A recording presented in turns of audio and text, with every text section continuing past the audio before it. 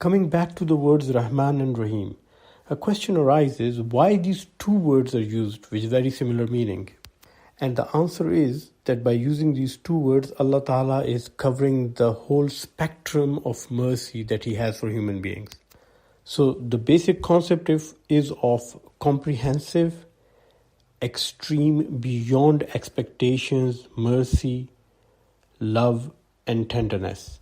But when you say Rahman, that means all of this is happening immediately, happening now in the present. So the immediate mercy, He's the giver of that.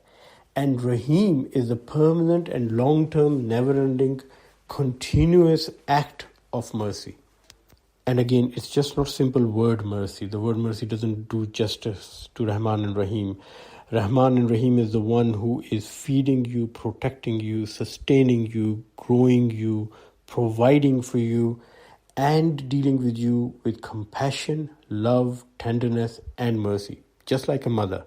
And here comes the question which I have been asked so many times, especially by non-Muslims, that if Allah is so Rahman and Allah is so Rahim, and every time you start reading the Quran you say Bismillahir Rahmanir Rahim, then why has He made hell?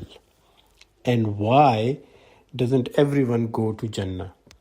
And as an answer, I'm going to quote you a hadith. The Prophet Muhammad, may peace be upon him, sallallahu alaihi wasallam, he said, Kullukum yadkhulul jannah illa man aba.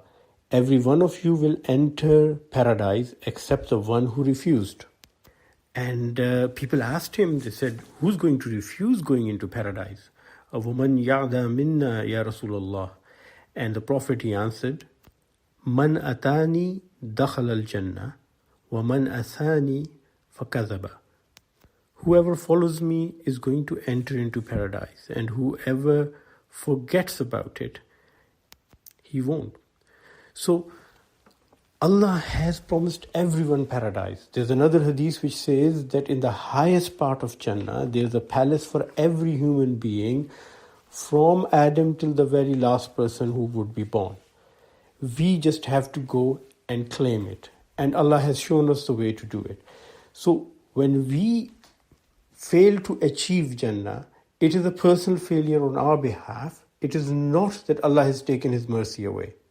So the Rahman and Rahim is always Ar-Rahman and Ar-Rahim. But we fail to avail of that mercy, and that is our own personal choice.